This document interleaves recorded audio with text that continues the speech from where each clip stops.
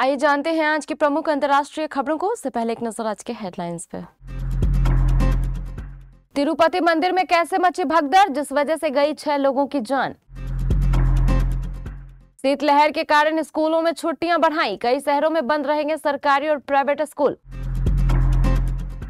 प्रशांत किशोर की हालत और बिगड़ी, हॉस्पिटल से सामने आई तस्वीर। दिल्ली में किस पार्टी की बनेगी सरकार, 1 सीट और 3 शहरों पर होगा दारोमदार। वन नेशन वन इलेक्शन पर हुई बात, लेकिन चर्चा में छाया 52 केजी का सूटकेस। पाकिस्तान ने पार कर दी भीख मांगने की सारी हद, शहबाज शरीफ ने इस बार बेजुबानों को भी नहीं बख्शा। ट्रंप को मैक्सिकन लेडी प्रेसिडेंट ने दिया मुंहतोड़ जवाब, जारी कर दिया मैक्सिकन अमेरिका का नक्शा। सेंसेक्स के लिए है लाख टके का सवाल, नए साल में कैसी रहेगी बाजार। घट रही कमाई, लेकिन अभी भी बॉक्स ऑफिस पर राज कर रही पुष्पा 2, 35वें दिन भी किया करोड़ों का कलेक्शन।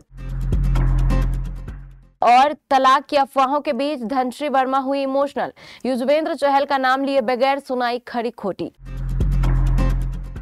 तिरुपति विष्णु निवासम आवासीय परिसर में बुधवार रात हुई भगदड़ में 6 श्रद्धालुओं की मौत हो गई और 40 लोग घायल हो गए। यह घटना तब हुई जब बड़ी संख्या में श्रद्धालु वैकुंठ द्वार पर दर्शन के लिए टोकन लेने के लिए उमड़ पड़े। इससे भगदड़ मच गई। घायलों को अस्पताल ले जाया गया है। मृतकों में से एक की पहचान तमिलनाडु की रहने वाली मल्लिका के रूप में हुई है। हजारों श्रद्धालु पवित्र वैकुंठ एकादशी के अवसर पर दर्शन के लिए टोकन लेने पहुंचे थे। गुरुवार सुबह 5 बजे से 9 काउंटरों पर टोकन बांटने का कार्यक्रम था। तिरुपति शहर में 8 स्थान पर टिकट वितरण के केंद्र बनाए गए थे, लेकिन शुभ अवसर को लेकर श्रद्धालु बड़ी संख्या में पहले ही वहां जमा हो गए और शाम को एक स्कूल पर बने केंद्र पर भीड़ बेकाबू हो गई और भगदड़ मच गई।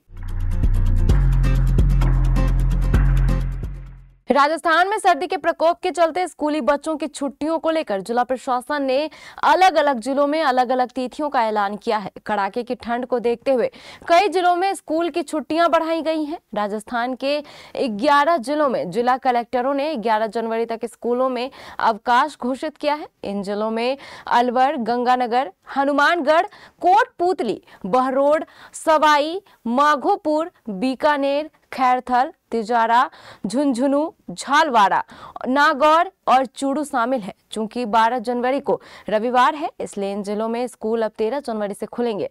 7 जिलों में स्कूलों की छुट्टियां 9 जनवरी तक बढ़ाई गई हैं। इन जिलों में कोटा, डीग, भरतपुर, धौलपुर, बारा, दौसा और चित्तौड़गढ़ शामिल है। जनसुराज पार्टी ने बुधवार को दावा किया कि अस्पताल के आईसीयू में आमरण अनशन पर बैठे उसके संस्थापक प्रशांत किशोर की हालत खतरनाक रूप से बिगड़ गई है। मुख्य सचिव अमृतलाल मीना को ज्ञापन सौंपने के बाद जेएसपी अध्यक्ष मनोज भारती ने कहा कि डॉक्टरों का मानना है कि अगर किशोर सामान्य भोजन लेना शुरू नहीं करते हैं तो इसका गंभीर परिणाम हो सकते हैं। उन्होंने कहा, हमारे ज्ञापन में वे 5 मांगे शामिल हैं जिनके लिए किशोर आमरण अनशन पर बैठे हैं। हमने यह भी कहा कि किशोर आमरण अनशन तोड़ने पर तभी पुनर्विचार करेंगे जब इस मुद्दे पर गंभीरता से विचार किया जाएगा और छात्रों के एक प्रतिनिधि मंडल की मुख्यमंत्री के साथ जल्द से जल्द बैठक तय की जाएगी। 70 सदस्यीय दिल्ली विधानसभा में पटपरगंज सीट राजधानी की हॉट सीटों में शामिल है। दिल्ली के पूर्व डिप्टी सीएम मनीष सिसोदिया 2013, 15 और 2020 में लगातार 3 चुनाव जीत चुके हैं, लेकिन इस बार पार्टी आलाकमान ने उनकी जगह अवध ओझा को इस सीट से अपना उम्मीदवार बनाया है। अवध ओझा के खिलाफ कांग्रेस ने अनिल चौधरी तो बीजेपी ने रविंद्र नेगी को चुनाव मैदान में उतारा है। लेकिन अगर हम कहें कि दिल्ली में सरकार बनाने का पूरा दारोमदार पटपरगंज सीट और यहां से चुनावी अखाड़े में उतरे इन तीनों उम्मीदवारों पर है तो शायद इस पर यकीन करना थोड़ा मुश्किल होगा। हालांकि इसके पीछे एक दिलचस्प मिथक भी जुड़ा है जो इस बात पर गौर करने के लिए मजबूर करता है। वो मिथक ये है कि पटपरगंज से जिस पार्टी का उम्मीदवार जीतता है सरकार उसी पार्टी की बनती है। इसके अलावा एक मिथक ये भी है कि इस सीट पर बाहरी उम्मीदवार जीतता है। पटपरगंज सीट पर पहला विधानसभा चुनाव 1993 में हुआ था। कृष्णानगर के घोंडली के रहने वाले ज्ञानचंद बीजेपी के टिकट पर चुनाव जीते और दिल्ली में बीजेपी की सरकार बनी और मदन लाल खुराना सीएम बने। एक महाराष्ट्र एक चुनाव योजना पर संयुक्त संसदीय समिति की पहली बैठक बुधवार को संसद भवन में हुई। इस बैठक में समिति के 39 में से 37 सांसद मौजूद थे। विधि सचिव के नेतृत्व में कानून और न्याय मंत्रालय के अधिकारियों ने विस्तृत प्रस्तुति दी। हालांकि मीटिंग रूम के बाहर जिस चीज ने सबका ध्यान खींचा वह था एक बड़ा सा सूटकेस। बैठक से बाहर निकलते ही सभी सांसदों को यह सूटकेस सौंपा जा रहा था। बाद में पता करने पर पता चला कि सूटकेस में बड़े अहम दस्तावेज थे। इस सूटकेस का वजन 52 किलोग्राम था और उम्मीद है कि यह समिति के सांसदों के लिए बहुत उपयोगी होगा। अगला सवाल यह था कि सूटकेस में वास्तव में क्या था। बैठक में मौजूद अधिकारियों ने मीडिया को बताया कि सूटकेस में ऐसे दस्तावेज थे जिनका संदर्भ सांसद प्रस्ताव के अध्ययन के लिए ले सकते हैं। पाकिस्तान अब तक कर्ज लेने के लिए घुटनों के बल बैठता था और खाड़ी मुल्कों के आगे झूली फैलाता था, लेकिन अब तो शहबाज शरीफ बेजुबानों के खून से कर्ज माफ करवा रहे हैं। कैसे भी करके भीख मिले इसके लिए अपने मुल्क में शिकार तक की खुली छूट दे रहे हैं। और जानते हैं इसी प्लान के तहत शहबाज शरीफ ने पाकिस्तान पर $2 अरब के कर्ज को रोल ओवर करवा लिया, यानी उधारी बाद में चुकाने की मोहलत ले ली। बस इसी बात से पाकिस्तानियों का खून खौला हुआ है। यूएई के प्रेसिडेंट शेख मोहम्मद बिन जायद चंद रोज पहले पाकिस्तान पहुंचे। पाकिस्तान के रहीम यार खान इलाके में यूएई प्रेसिडेंट का विमान उतरा। अपने मुल्क में अरब देश से आए मेहमान की भगत के लिए पाकिस्तानी पीएम शहबाज शरीफ खुद पहुंचे, वो भी अपनी भतीजी मरियम नवाज के साथ। बेहद गर्मजोशी के साथ शहबाज ने यूएई के प्रेसिडेंट शेख मोहम्मद बिन जायद से मुलाकात की, हाथ मिलाया, गले मिले और इसके बाद रहीम यार खान में ही दोनों के बीच घंटों बातें हुई। अमेरिकी चुनाव जीतने के बाद से ही डोनाल्ड ट्रंप अपने विस्तारवादी प्लान में जुट गए हैं। वह कभी अमेरिका में कनाडा के विलय की बातें करते हैं तो कभी पनामा और ग्रीनलैंड पर कब्जे को लेकर बयानबाजी करते हैं। उन्होंने हाल ही में गल्फ ऑफ मैक्सिको को गल्फ ऑफ अमेरिका कहे जाने पर जोर दिया था, लेकिन अब मैक्सिको के राष्ट्रपति ने ट्रंप को उन्हीं की भाषा में जवाब दिया है। मैक्सिको की राष्ट्रपति क्लाउडिया शिनबाम ने ट्रंप पर कटाक्ष करते हुए कहा कि यूनाइटेड स्टेट ऑफ अमेरिका को मैक्सिकन अमेरिका कहा जाना चाहिए। उन्होंने ट्रंप पर निशाना साधते हुए प्रेस कॉन्फ्रेंस के दौरान एक ग्लोबल मैप जारी किया। इस मैप को अमेरिका को मैक्सिन अमेरिका के तौर पर दिखाया गया था। क्लाउडिया ने मैप दिखाते हुए कहा कि अमेरिका गल्फ ऑफ मैक्सिको को गल्फ ऑफ अमेरिका बताने पर तुला है, लेकिन हम अमेरिका को मैक्सिकन अमेरिका क्यों नहीं कह सकते? क्या ये अच्छा नहीं लगेगा? 1607 से अपार्ट जिंगन का संविधान मैक्सिकन अमेरिका था, तो आइए अमेरिका को मैक्सिन अमेरिका कहें। भारत का शेयर बाजार पिछले कई वर्षों से लगातार ऊपर उठता जा रहा है। वर्तमान में भी इसके लिए कई पॉजिटिव संकेत हैं। पहला कि देश में वित्तीय स्थिरता है, महंगाई नियंत्रण में है और रिजर्व बैंक ने ब्याज दर स्थिर रखी हुई है।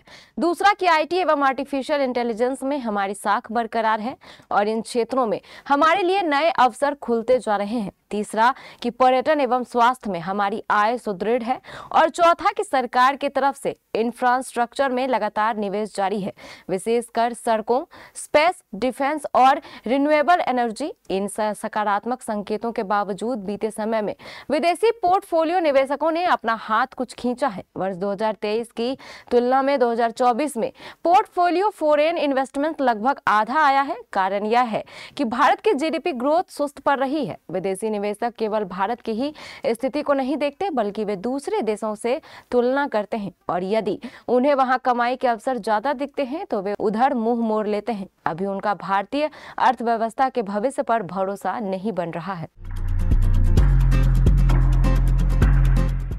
अल्लू अर्जुन की पुष्पा 2 ने बॉक्स ऑफिस पर ऐतिहासिक परफॉर्म किया है। ये फिल्म रिलीज के पहले दिन से ही धुआंधार कमाई कर रही है और देश की सबसे ज्यादा कमाई करने वाली फिल्म भी बन चुकी है। यहाँ तक कि रिलीज के 1 महीने बाद भी पुष्पा 2 की कमाई का सिलसिला थमने का नाम नहीं ले रहा है। हालांकि 5वें हफ्ते में अब फिल्म का कलेक्शन में काफी गिरावट देखी जा रही है। हम आपको बता दें कि पुष्पा 2 ने रिलीज के 35वें दिन कितना कलेक्शन किया है। पुष्पा 2 को रिलीज हुए 1 महीने से ज्यादा हो गया है और ये अब भी बॉक्स ऑफिस पर राज कर रही है। इस बीच कई फिल्में आई और कब की चली गई किसी को पता भी नहीं चला, लेकिन पुष्पा 2 का सिंहासन बॉक्स ऑफिस से कोई हिला नहीं पाया। इस फिल्म ने बॉलीवुड से लेकर साउथ तक की सभी फिल्मों को धूल चटा दी है और देश की नंबर 1 फिल्म का ताज अपने नाम कर लिया है। फिलहाल ये फिल्म 5वें हफ्ते में है और ये अब भी करोड़ों में ही कारोबार कर रही है। हालांकि पुष्पा 2 के कलेक्शन में अब भारी गिरावट भी दर्ज की जा रही है। पुष्पा 2 की अब तक की कमाई की बात करें तो पुष्पा 2 1800 करोड़ के पार कर चुकी है। टीम इंडिया के स्टार स्पिनर युजवेंद्र चहल और उनकी पत्नी धनश्री वर्मा पिछले कुछ समय से चर्चा में हैं। दोनों के बीच तलाक की अफवाहें सुर्खियों में हैं। चहल और धनश्री ने सोशल मीडिया पर एक दूसरे को अनफॉलो तक कर दिया है। सोशल मीडिया पर धनश्री को जमकर ट्रोल किया जा रहा है। इसी बीच धनश्री वर्मा ने चुप्पी तोड़ते हुए ट्रोलर्स को करारा जवाब दिया है। धनश्री ने कहा है कि मुझे उन लोगों को सफाई देने की जरूरत नहीं है जो बिना कुछ जाने समझे अफवाह फैला रहे हैं। चहल की पत्नी ने कहा कि ऑनलाइन नेगेटिविटी आसानी से फैलती है। दूसरों की सक्सेस के लिए हिम्मत और करुणा की जरूरत होती है। मैं अपनी सच्चाई पर ध्यान देना चाहती हूं और अपनी वैल्यूज पर कायम रहते हुए आगे बढ़ना चाहती हूं। धनश्री वर्मा ने बुधवार को अपनी इंस्टा स्टोरी में लिखा, पिछले कुछ दिन मेरे और मेरी फैमिली के लिए मुश्किल भरे रहे। आधारहीन खबरें, बिना फैक्ट चेक वाली न्यूज और अनजान ट्रोल से मेरा कैरेक्टर खराब किया। नफरत फैलाने की कोशिश की गई। मैंने अपना नाम और पहचान बनाने के लिए वर्षों की मेहनत की। मेरी खामोशी को कमजोरी नहीं ताकत समझा जाए। सोशल मीडिया पर आसानी से नकारात्मकता फैलाई जा सकती है, लेकिन दूसरों को साथ में लेकर आगे बढ़ने के लिए हिम्मत चाहिए। मैंने अपने सच के साथ अडिग रहकर आगे बढ़ने का फैसला किया। सच को सबूत की जरूरत नहीं होती। हालांकि ना तो चहल ने और ना ही धनश्री ने अभी तक तलाक की अफवाहों का खंडन किया है। धनश्री ने सिर्फ ट्रोलर्स को जवाब दिया है।